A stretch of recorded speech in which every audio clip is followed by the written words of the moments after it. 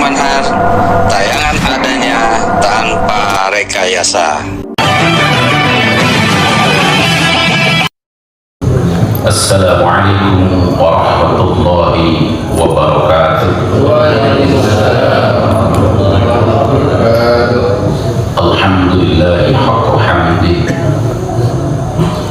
Assalatu wassalamu ala khairi khalqi Sayyidina Muhammadin wa ala alihi wa ashabihi. Asyhadu an la ilaha illallah wahdahu la syarika lah wa asyhadu anna sayyidina Muhammadan abduhu wa rasuluh. Amma ba'du, subhanaka la ilma lana illa ma 'allamtana innaka antal alimul hakim. Rabbi shrah li sadri wa yassir li amri wahlul 'uqdatam min lisani yafqahu qawli. Ilahi anta maqsudi wa ridhaka matlubi, a'tini mahabbataka wa ma'rifataka. Hadratul mukarramin, jamaah salat subuh Masjid Darul Hidayah Sektor 5 yang saya hormati, mudah-mudahan kita semua dirahmati, diberkahi, diampuni oleh Allah Subhanahu wa Ta'ala. Puji syukur kita panjatkan kehadirat Allah. Alhamdulillah, pada hari ini, pagi ini kita berada di tanggal 13 dari bulan Rajab. Kita bisa melaksanakan sholat subuh berjamaah secara istiqomah. Mudah-mudahan kita selalu dijaga iman kita, ibadah kita, kebersamaan kita oleh Allah Subhanahu wa Ta'ala. Salawat beriring salam semoga selalu terlimpah atas baginda Nabi besar Muhammad sallallahu alaihi wasallam, kepada keluarganya, para sahabatnya, dan seluruh umatnya. Mudah-mudahan kita mendapatkan syafaat Rasulullah sallallahu alaihi wasallam. Yang sekalian yang dirahmati Allah Subhanahu wa Ta'ala, kajian kita pada pagi ini surat Al-Baqarah ayat 118.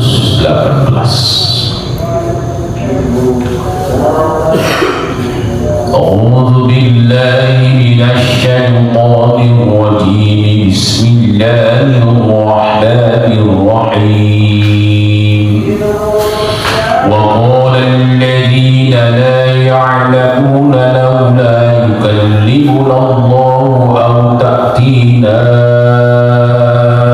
aayah aw ta'tiina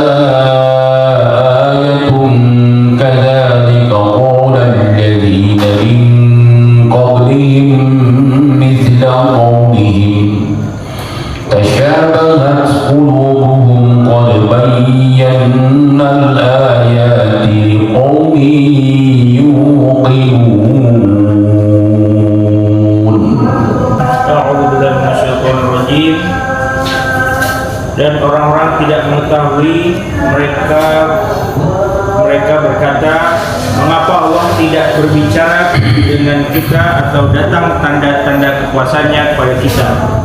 Demikian pula orang-orang yang sebelum mereka telah berkata seperti ucapan mereka itu.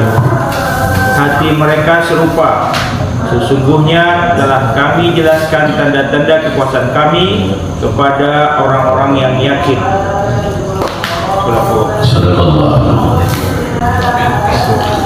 Ya, terjemahnya seperti itu ya. Wa qala, dan telah berkata, alladzina la ya'lamuna, orang-orang yang tidak mengetahui, laula yukallimuna Allah, laula yukallimuna Allahu aw ta'tina ayah. Mengapa Allah ini tidak berbicara dengan kita, atau datang tanda-tanda kekuasaannya kepada kita. Kadzalika qala alladziina min qablihim mithla qawlihim. Demikian pula orang-orang yang sebelum mereka telah berkata seperti ucapan mereka itu. Tasyabahat, menyerupai apa qulubuhum, hati-hati mereka. Qad bayyana al-ayat, sungguh telah kami jelaskan al-ayat, ayat atau tanda-tanda kekuasaan Allah, liqaumin yuqinun, bagi orang-orang yang yakin. Yang sekalian yang dirahmati Allah Subhanahu wa taala, apa maksud dari ayat ini? Kata ulama ahli tafsir, qauluhu ta'ala wa qala alladziina la ya'lamuna, firman Allah yang berbunyi dan telah berkata orang-orang yang tidak mengerti, tidak tahu. Kata para ulama, dengan riwayat Ibnu Abbas, qala Ibnu Abbas hum al-yahudu, wa qala Mujahid an-nasara. Yang dimaksud orang-orang yang tidak tahu itu, tidak mengerti, tidak paham, menurut riwayat Ibnu Abbas, yaitu orang-orang Yahudi. Sementara Imam Mujahid menyebutnya An-Nasara, yaitu orang-orang Nasrani. Jadi kata para ulama, ini adalah kejelekan atau keburukan bangsa Yahudi. Jadi mereka itu disebut oleh Allah dalam Al-Quran sebagai bangsa yang tidak ngerti atau tidak mengerti, tidak paham atau tidak mau paham. Ya. Wa qala ar-Rabi wa Suddi wa Qatadah. Sementara Ar-Rabi, Suddi dan Qatadah menyebutkan bahwa yang dimaksud dengan ayat wa qala alladziina la ya'lamun adalah musyrikul Arab, yaitu orang-orang musyrik bangsa Arab.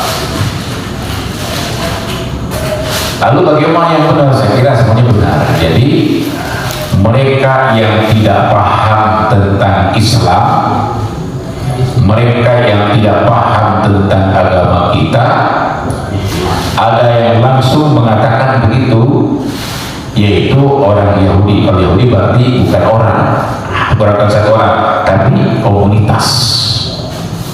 An-Nasara atau orang-orang musyrik yang ada di Arab pada waktu Al-Quran diturunkan. Jadi mereka itu berkata ke depannya nanti, yang berkata itu Yahudi, Nasara atau musyrikin Arab pada waktu di mana Al-Quran diturunkan. Jemaah sekalian yang dirahmati Allah Subhanahu wa taala, kata mereka, kenapa Allah ini tidak berbicara kepada kita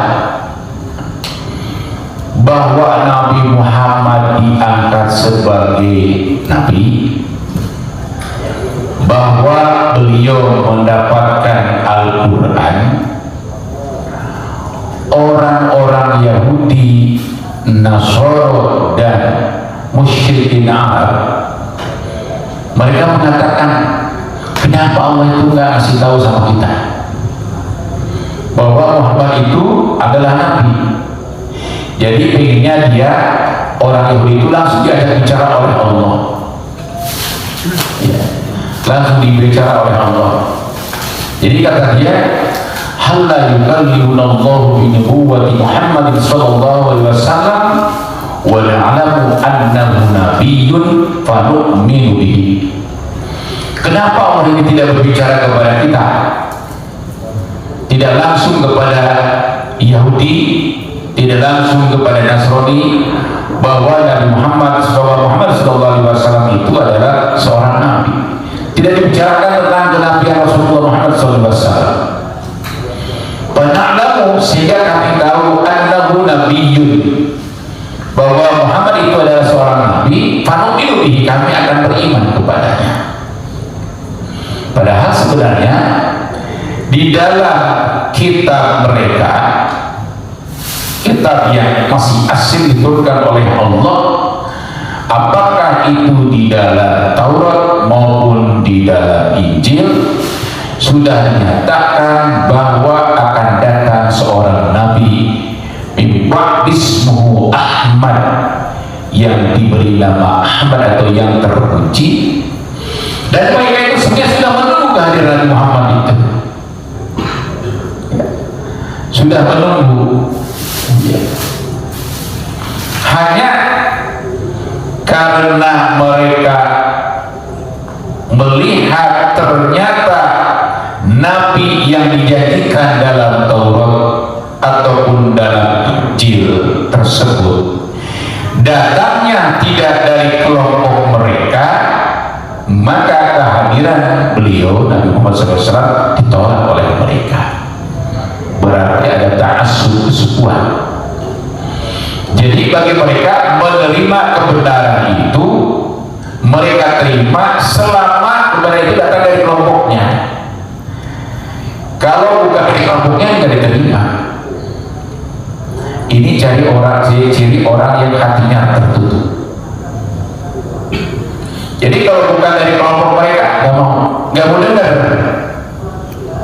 ya, tidak mau beriman. Kira-kira di umat Islam ada yang gitu ya? Ada nggak? Ada ya? Iya. Pokoknya kelompok saya paling benar. Yang di luar saya bagaimanapun argumentasi dalil bohong semua. Nah ini jadi orang yang hatinya tertutup, tidak menerima kebenaran. Pokoknya kalau bukan kelompok kita nggak mau ini sama dia. Ada nggak kira-kira yang gitu? Ada ya? Karena merasa kelompok saya lah yang benar, mereka itu sesat, mereka itu bid'ah, mereka itu kubur, mereka itu neraka semua. Kan begitu. Jadi monopoli kebenaran, monopoli surga. Ini satu seperti mereka kan? Iya. Jadi katanya, kenapa Allah ini tidak berbicara kepada kami tentang kenabian Muhammad, sehingga kami tahu, mengerti bahwa beliau itu adalah nabi, fanu'minu bihi, maka kami beriman kepadanya. Padahal ayat atau wahyu yang turun kepada mereka melalui kitab-kitab yang dibawa oleh para nabinya sudah menyatakan bahwa akan datang nanti seorang nabi yang namanya Ahmad karena terpuji, dan mereka menunggu. Begitu datang nabi ini bukan dari kelompoknya, mereka tolak habis apapun kebenaran yang disampaikan. Berarti ini orang namanya ta'assub golongan, fanatisme kelompok, fanatisme mazhab dan seterusnya. Ini langsung nih orang-orang Yahudi itu, sini naunya gitu, kira-kira bicara sama Allah tuh, bahwa Muhammad itu adalah nabi. Nah itu. Atau kalau Allah tidak berbicara kepada kami langsung tentang Muhammad sebagai nabi, aw yatina bi ayat takunu alamatan ala nubuwwatihi, kalau tidak langsung, paling tidak Allah menurunkan ayat kepada kami yang menyatakan tentang ciri-ciri kenabian Muhammad Sallallahu Alaihi Wasallam, dan itu sudah disebutkan juga oleh Allah Subhanahu Wa Taala di dalam kitab mereka. Ya gitu ya. Jadi kalau orang itu sudah tidak suka, jadi orang yang tidak baik itu kalau sudah tidak suka, kebenaran datang dari orang yang tidak disukai oleh yang bersangkutan, ditolak habis. Harusnya kita bisa memilih, memilah. Ya. Kalau itu kebenaran, sekalipun dari musuh, kita akui itu kebenaran. Kalau itu perkara yang salah, perkara yang menyimpang, sekalipun dari orang dekat, tetap kita harus luruskan, kan begitu terus. Tapi ini tidak. Ya. Jadi ayatnya seperti itu ya, penjelasan. Wa qul ladzina la ya'lamuna laula yukallimuna Allah aw ta'tina ayat. Kenapa Allah ini tidak berbicara? Jadi dia ingin bicara di bawah apa namanya? Diajak langsung bicara. Ya. Kan ada ininya, ada protokolernya Allah bicara itu. Tidak sembarangan. Ya. Ya, yang bisa diajak bicara langsung oleh Allah itu, ya diantaranya adalah para nabi. Mereka itu nabi bukan, apa bukan? Ya, pengen diajak bicara langsung oleh Allah Subhanahu Wa Taala. Emang makom kita itu seperti apa? Bapak-bapak kira-kira pengen nggak diajak bicara oleh Allah langsung? Pengen nggak? Pengen. Kalau ingin diajak bicara oleh Allah langsung, sebenarnya ketika baca Al-Quran itu sedang berbicara dengan Allah. Iya, betul nggak? Sedang berbicara dengan Allah. Ketika kita berdoa kepada Allah, kira-kira Allah mendengar doa kita? Kira-kira Allah jawab nggak? Jawab. Cuma jawaban Allah tidak seperti saya mendengar jawaban dari beliau. Gimana Pak? Kabarnya? Ya baik, itu kan nggak begitu. Bahwa Allah itu berbicara, tapi cara berbicaranya Allah berbeda dengan makhluknya. Ya, coba sekali yang salah. Jadi kenapa Allah tidak bicara langsung? Kenapa Allah tidak mendatangkan tanda-tanda? Al-ayat itu artinya tanda-tanda. Kata para ulama, jadi al-ayat maknahu ad-dilalah wal-alamah. Al-ayat itu artinya ad-dilalah, petunjuk, al-alamah atau tanda. Jadi banyak wahyu atau ayat dalam Al-Quran dan hadis dengan kalimat ayat. Wa idza tuliyat alaihim ayatuhu zadatuhum imana wa ala rabbihim yatawakkalun. Jadi yang namanya ayat itu tidak selalu Al-Quran. Ayat itu artinya petunjuk atau tanda yang menunjukkan tentang kebesaran, kemahakuasaan Allah. Alam dunia ada ayat bukan? Jamaah sekalian, alam dunia ini disebutnya alam.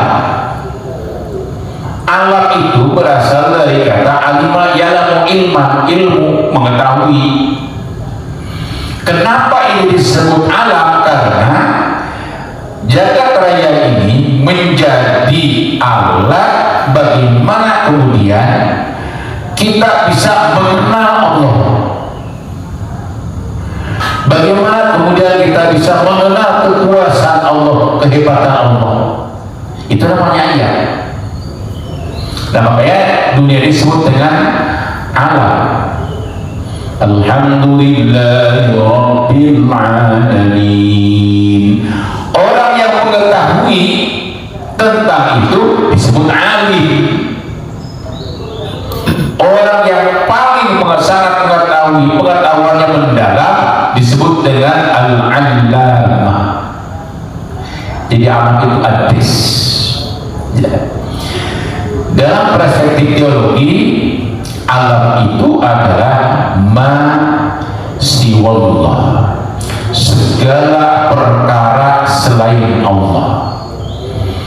Jadi kata para ulama, kalau kita mau mengelaborasi, mengeksplor pemikiran kita, maka dengan akal kita itu bisa sampai kepada keyakinan atau pengetahuan bahwa adanya Allah Allah Subhanahu wa Ta'ala. Makanya dalam kajian teologi, dari mana kita bisa tahu bahwa adanya Allah? Kata mereka, kata ulama, biwujudi hadhil makhluqat, karena adanya ini makhluk. Bahkan mengenal kita saja bisa mengenal Allah. Dalam sebuah hadis yang kesahihannya diperbincangkan oleh para ulama, disebutkan man arafa nafsahu faqad arafa rabbahu. Siapa yang mengetahui dirinya, maka dia akan mengenal Tuhannya. Saya mendengar dokter mengatakan bahwa pembuluh darah kita itu yang mengalirkan darah itu ternyata ribuan kilometer kalau dibentangkan. Percaya? Kalau percaya bukanya sendiri, kalau nggak percaya ya. Saya kalau ngobrol dengan dokter, nah itu rumitnya pembuluh darah itu luar biasa, sekian ribu kilometer pak panjangnya kalau dibentangkan apa namanya itu saluran-saluran darah itu. Coba itu tidak mungkin ya, si pembuat pembuluh darah itu ya, kalau bukan zat yang maha pintar luar biasa, maha kuasa luar biasa. Ya, ketika kita melihat ini, Masya Allah, gak mungkinlah ada manusia yang bisa.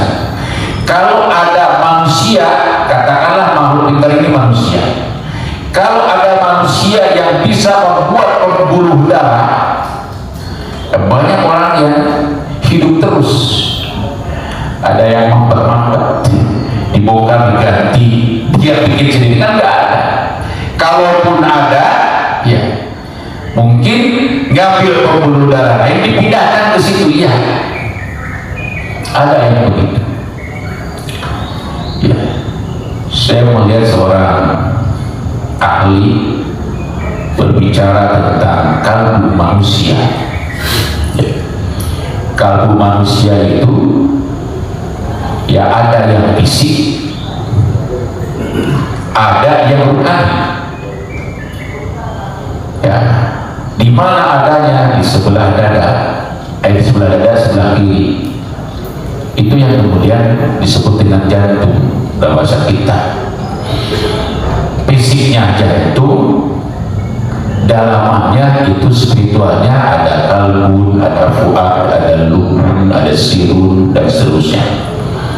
Itu saya lihat di apa yang ditampilkan ketika orang dioperasikan, sekarang sudah ada, dibuka jantungnya, dikeluarin pak, digunting, diambil yang mampet-mampetnya, disambungin lagi, ya, disambungin lagi.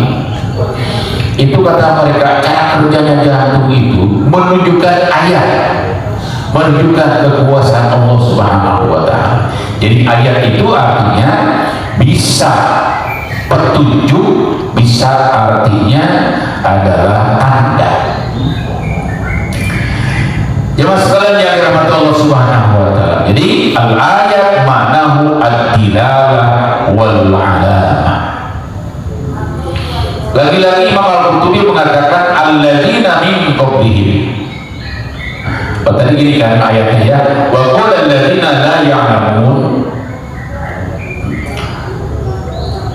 Ya. Wa qala alladzina la ya'lamun.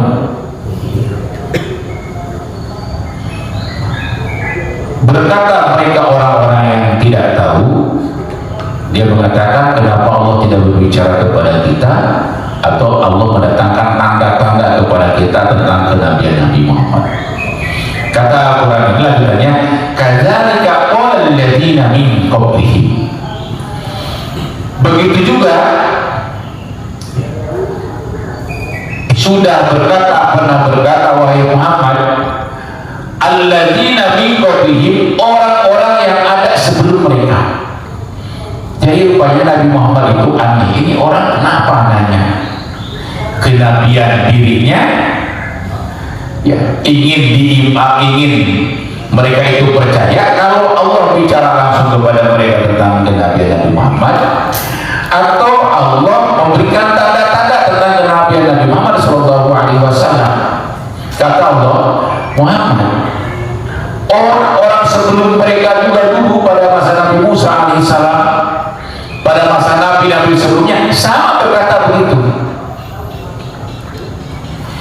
Saya tidak akan beriman kepada Allah kalau Allah belum menunjukkan dirinya secara langsung, kelihatan fisiknya. Nah, jadi mereka itu juga mengatakan demikian. Oleh itu, wahai Muhammad, kamu, kata Allah, engkau tidak perlu heran bahwa orang yang berkata kepadamu itu zaman dulu juga ada berkata kepada para nabinya. Nah, jadi mereka itu beriman kalau mereka diberikan ditunjukkan langsung tanda-tandanya. Padahal kan sebenarnya kebenaran itu tidak harus selalu datang melalui kita, melalui siapa saja. Kalau namanya kebenaran dari Allah, dari siapapun kita terima. Ya. Jadi kata ayat ini, kadzalika qala alladziina min qablihim mithla qawlihim. Begitu juga orang-orang sebelum mereka yang sekarang ini, kata Allah, wahai Muhammad, orang-orang dulu sebelum mereka ngomong begini sama seperti itu. Mithla qawlihim, perkataan mereka ini seperti kelompok mereka yang dulu. Jadi kelihatannya Yahudi ataupun Nasoro kelihatannya dari zaman para nabi mereka sampai kemudian ketemu dengan Nabi Muhammad, di antara mereka banyak yang bersikap seperti itu. Bahkan sampai sekarang, atau mungkin sampai nanti akhir zaman. Walaupun tidak semua Yahudi, tidak semua Nasoro, semuanya orang itu melakukan hal yang sama, tidak. Kenapa? Karena ternyata ujung-ujungnya banyak juga Yahudi yang hingga saat ini, Nasrani hingga saat ini banyak yang masuk Islam. Artinya menerima kebenaran Nabi Muhammad sebagai utusan Allah, menerima Al-Quran sebagai wahyu dari Allah. Bagaimanapun caranya, itu Allah punya sistem sendiri. Karena sekarang banyak yang masuk Islam kan ya, betul.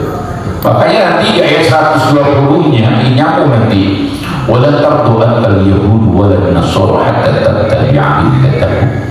Yahudi dan Nasrani ini tidak akan ridho kepada wahai Muhammad sehingga engkau mengikuti ajaran agama mereka.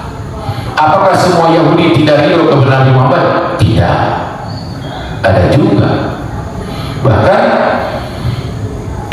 di zaman Rasulullah ada orang Yahudi yang ikut berperang bela Islam. Ada satu orang di zaman Nabi itu, ya. Dan ternyata banyak orang di zaman Rasulullah itu yang masuk Islam dan bahkan menjadi ahli tafsir. Katakan saya biasanya namanya Ka'bul Ahbar. Ka'bul Ahbar itu salah satu pakar tafsir dari kalangan sahabat yang tadinya dia adalah Yahudi. Artinya kita juga harus jujur bahwa pada umumnya Yahudi dan Nasrani ini tidak suka kepada Nabi, tidak suka kepada Al-Quran, tetapi ya kita harus jujur secara fakta di lapangan, ada di antara mereka yang kemudian masuk Islam. Berarti kan suka dengan Islam ketika dia masuk Islam. Saya melihat ya, waktu